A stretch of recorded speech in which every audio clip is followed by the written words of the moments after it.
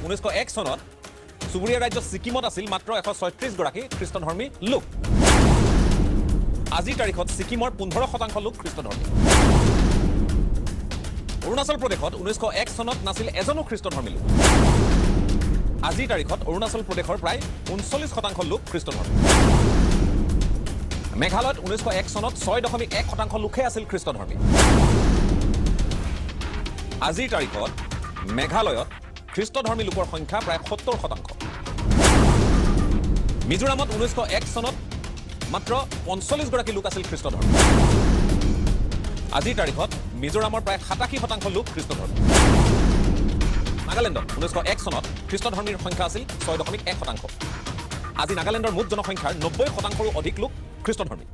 जिसु ख्रिस्टनि गोथां गोथार गोदै मुंजों बयखौबो खुलुमहरदों आरो लोगोसेयैनो फिन दिनैनि भिडिअनि गेजेरजों बयखौबो बरायदों। ख्रिस्टनि थैजों बायख'जानाय अनजाग्रा प्रियफोर, दिनै नोंथांमोननो लागै मोनसे बेबायदि सोमोनांथाव इसोरनि बोसोन लानानै फैदों, जि बोसोना नोंथांखौ गोबां सोमोनांहोगोन आरो थारैनो नोंथाङा सोमोनांगोन जे इसोरा बेबायदिबो खामानि मावो होननानै नोंथाङा गोबां सोमोनांगोन। अनजाग्राफोर, बे सोमोनांनो गोनां जानाय बाथ्रायानो जाहैबाय जोंनि आसामाव थानाय जि निउस चेनेलफोर दङ, मोनफ्रोमबो निउस चेनेलफोरा जिसु ख्रिस्टनि गाहाम रादाबखौ गाव गावनि चेनेलाव फोसावदों।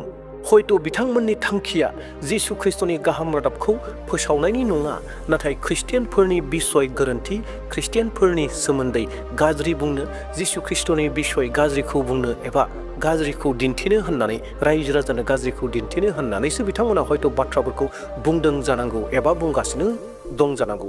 नाथाय बिनि गेजेरजोंनो जिसु ख्रिस्टआ गेदेर खामानि मावदों। बिथांमोना जि गाज्रिखौ मावनो नागिरदों, नाथाय गाज्रिनि गेजेरनिफ्रायनो इसोरा सैथोखौ दिन्थिदों। जे गोबां मेडियाफोरा दिनै गाहाम रादाबखौसो होगासिनो दङ, जिसु ख्रिस्टनि रायजोनि बाथ्राखौ फोसावगासिनो दङ, ख्रिस्टियाननि बिसय मोजांखौ खालामनानै होगासिनो दङ, जिसु ख्रिस्टनि खामानिखौ बिथांमोना मावनानै होगासिनो दङ। बिथांमोना थारैनो माबायदि गाहाम रादाबखौ फोसावनाय जादों, ख्रिस्टियाननि सोमोन्दै माबोरै मोजां मावनाय जादों, माबायदि गाहाम रादाबखौ फोसावदों, बे गासै बाथ्राफोरखौ नोंथांमोननो दिन्थिनानै होनो नागिरदों। भिडिअ क्लिपखौ लानानै फैदों, नोंथांमोना भिडिअ क्लिपखौ मोजाङै नायगोन आरो नोंथांमोनाबो पजिटिभलि बाथ्राखौ सानगोन आरो बेनि थाखाय इसोरखौ बाख्नायगोन। अनजाग्रा प्रियफोर, बे सोमोनांथावखौ नायनो थाखाय भिडिअनि जोबजासिम थागोन आरो लोगोसेनो खावलायनो हास्थायबाय, सोरबा जुदि आंनि चेनेलाव दिनै गोदान फैदोंब्ला, दासिमबो जुदि साबस्क्राइब खालामाखैब्ला साबस्क्राइब खालामना लागोन आरो लोगोसेयैनो मोनसे लाइक होनानै होगोन। नोंथांनि लाइक होनाया आंखौ गोबां थुलुंगा होयो गोदान गोदान भिडिअ लाबोनो थाखाय आरो लोगोसेयैनो बेफोर गासै बाथ्राफोरखौ गुबुनफोराबो मोनथिनांगौ होननानै सानोब्ला नोंथांमोना बेखौ शेयार खालामनानै होदो। देवब्ला प्रियफोर, नोंथांमोननो भिडिअ क्लिपखौ दिन्थिनो हास्थायबाय जेरावहाय मेडियाफोरा खामानिखौ मावदों, गाहाम रादाबनि खामानि। देवब्ला नायदो। সেয়া হ'ল 1901 চনত চুবুৰীয়া ৰাজ্য ছিকিমত আছিল মাত্ৰ 136 গৰাকী খ্ৰীষ্টধৰ্মী লোক। আজিৰ তাৰিখত ছিকিমৰ 15% লোক খ্ৰীষ্টধৰ্মী। অৰুণাচল প্ৰদেশত 1901 চনত নাছিল এজনো খ্ৰীষ্টধৰ্মী লোক। মন কৰিব এই কথাষাৰ। আজিৰ তাৰিখত অৰুণাচল প্ৰদেশৰ প্ৰায় 39% লোক খ্ৰীষ্টধৰ্মী। মেঘালয়ত 1901 চনত 6.1% লোকহে আছিল খ্ৰীষ্টধৰ্মী। আজিৰ তাৰিখত মেঘালয়ত খ্ৰীষ্টধৰ্মী লোকৰ সংখ্যা প্ৰায় 70%। মিজোৰামত 1901 চনত মাত্ৰ 45 গৰাকী লোক আছিল খ্ৰীষ্টধৰ্মী। আজিৰ তাৰিখত মিজোৰামৰ প্ৰায় 87% লোক খ্ৰীষ্টধৰ্মী। নাগালেণ্ডত 1901 চনত খ্ৰীষ্টধৰ্মীৰ সংখ্যা আছিল 6.1%। আজি নাগালেণ্ডৰ মুঠ জনসংখ্যাৰ 90%ৰো অধিক লোক খ্ৰীষ্টধৰ্মী। আৰু লগতে অসমতো ব্যাপক হাৰত বৃদ্ধি পাইছে এই ধৰ্মান্তৰকৰণ, বাঢ়িছে খ্ৰীষ্টধৰ্মীৰ সংখ্যা। এতিয়া কোনোবাই যদি আমাক কয় যে ধৰ্মনিৰপেক্ষ এখন দেশ, ধৰ্মনিৰপেক্ষ এখন দেশ,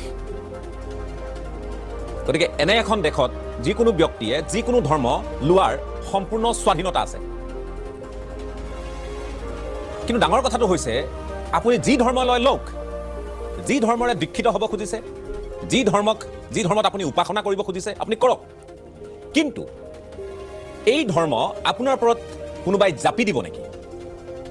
আপোনাক বিনামূলীয়া শিক্ষা, আপোনাক আৰ্থিক সকাহ, বিনামূলীয়া চিকিৎসা, ক'ৰবাত বিদেশ ভ্ৰমণ আৰু ক'ৰবাত বিনামূলীয়া পকী ঘৰ সাজি দিব বুলি আপোনাক যদি কয় আৰু এটা ধৰ্মৰ সদস্য হ'বলৈ আপোনাক কয় বা সেই পন্থা ল'বলৈ আপোনাক কয়, আপুনি মান্তি হ'বনে?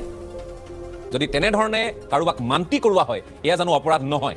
আমি সেই অপৰাধীক দিশটোৰ ওপৰতহে কথা পাতিব খুজিছোঁ অৰ্থাৎ ধৰ্মৰ এক বেপাৰক লৈ আমি কথা পাতিব খুজিছোঁ এই বেপাৰ অসমত দীৰ্ঘদিনীয়া উত্তৰ পূৰ্বাঞ্চলতো দীৰ্ঘদিনীয়া কথাখিনি স্পষ্ট হোৱা উচিত ক্ৰমাৎ আমি মন কৰিছোঁ যে একাংশ খ্ৰীষ্টধৰ্মী এজেণ্ট তেওঁলোক কাৰ দ্বাৰা উদ্বুদ্ধ কাৰ পৰা তেওঁলোকে আৰ্থিক সহযোগিতা লাভ কৰিছে সেইখিনিও সহজে অনুমেয় সেইখিনি আমি গম পাওঁ বহিৰাষ্ট্ৰৰ পৰা বহু ফাণ্ড বা পুঁজি আহে এই পুঁজি সামগ্ৰিকভাৱে ব্যৱহাৰ কৰা হয় খ্ৰীষ্ট ধৰ্মৰ প্ৰসাৰ আৰু প্ৰচাৰৰ বাবে ইতিমধ্যে আপোনালোকে সকলোৱে জানে যে জনজাতীয় লোকসকলে যিবোৰ অঞ্চলত বসবাস কৰে উত্তৰ পূৰ্বাঞ্চলৰ বা অসমৰ কথাও যদি কয় সেই অঞ্চলসমূহত তেওঁলোকে জাল তৰিবলৈ আৰম্ভ কৰিছে আৰু সফল হৈছে টাৰ্গেট বছৰি 25,000 লোক খ্ৰীষ্টধৰ্মী হ'ব লাগিব গতিকে এনেধৰণৰ এটা লক্ষ্য বান্ধি লৈ তেওঁলোকে সত্ৰপীঠ মাজুলীটো খ্ৰীষ্ট ধৰ্মৰ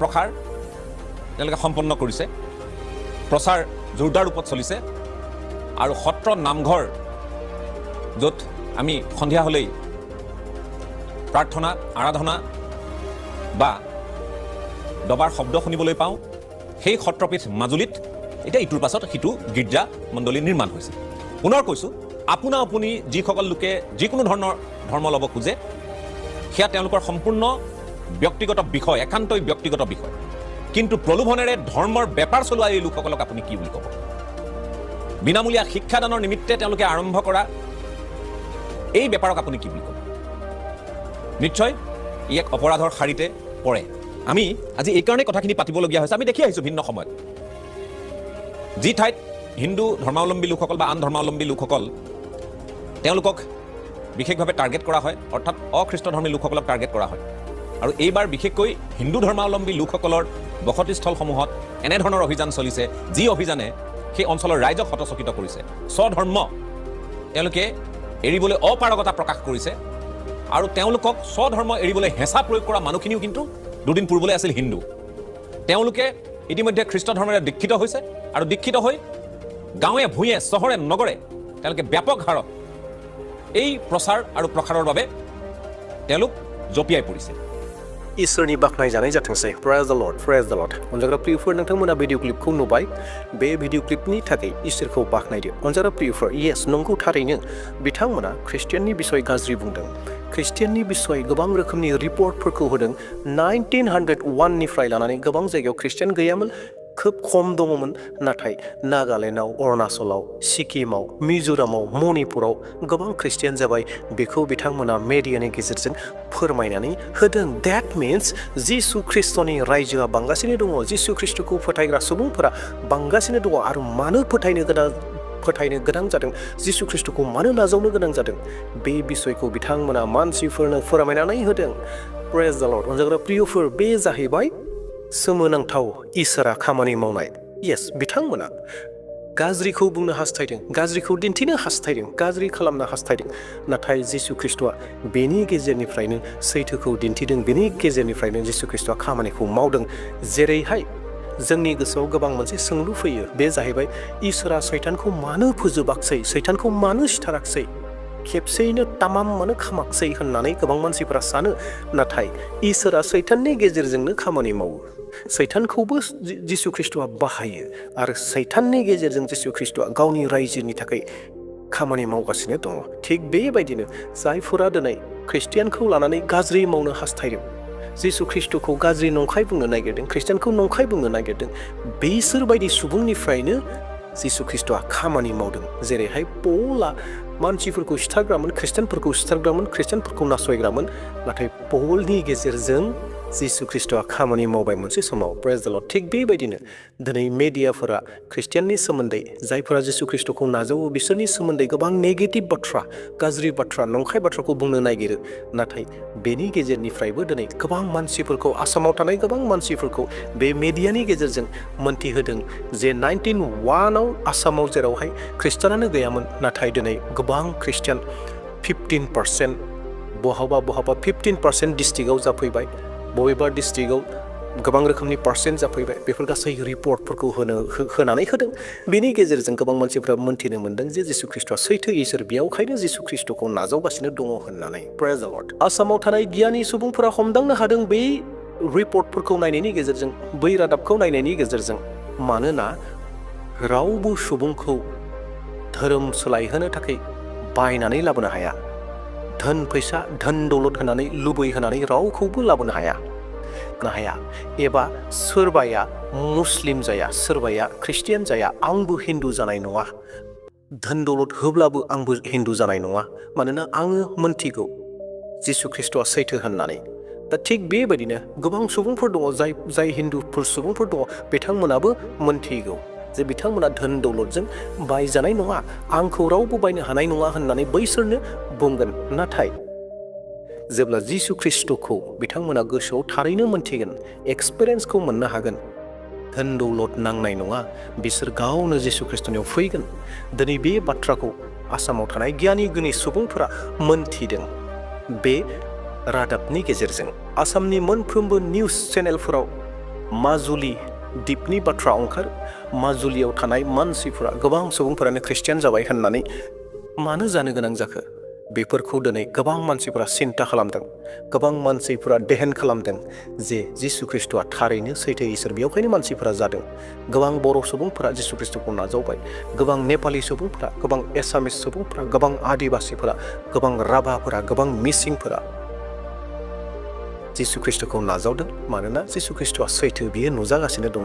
अनजाग्रा प्रियफोर, बुहुमा संसारा मानसिफोरा जिसु ख्रिस्ट'नि बिसय जेसेबां गाज्रि खालामनो हास्थाया मानो, जिसु ख्रिस्ट'आ बैफोरनि गेजेरजोंबो खामानि मावगोन। प्रेज द लर्ड। अनजाग्रा प्रियफोर, दिनैनि भिडिअखौ बेसेयावनो दोनथ'नो हास्थायबाय। नोंथांमोना एसेब्लाबो माबा मोनसेब्लाबो सोलोंदों बे भिडिअखौ नायनायनि गेजेरजों। दे अब्ला अनजाग्रा प्रियफोर, दिनैनि भिडिअखौ बेसेयावनो दोनथ'नोसै। इयुननि समाव मोनसे गोदान भिडिअ लानानै फैफिनबावसिगोन। बै समसिम इसोरनि आशीर्बादा जों साफ्रोमजों लोगोसे थाथोंसै, बेखौनो मिजिंथिनानै आंनि भिडिअखौ बेसेयाव दोनथ'बाय। Thank you.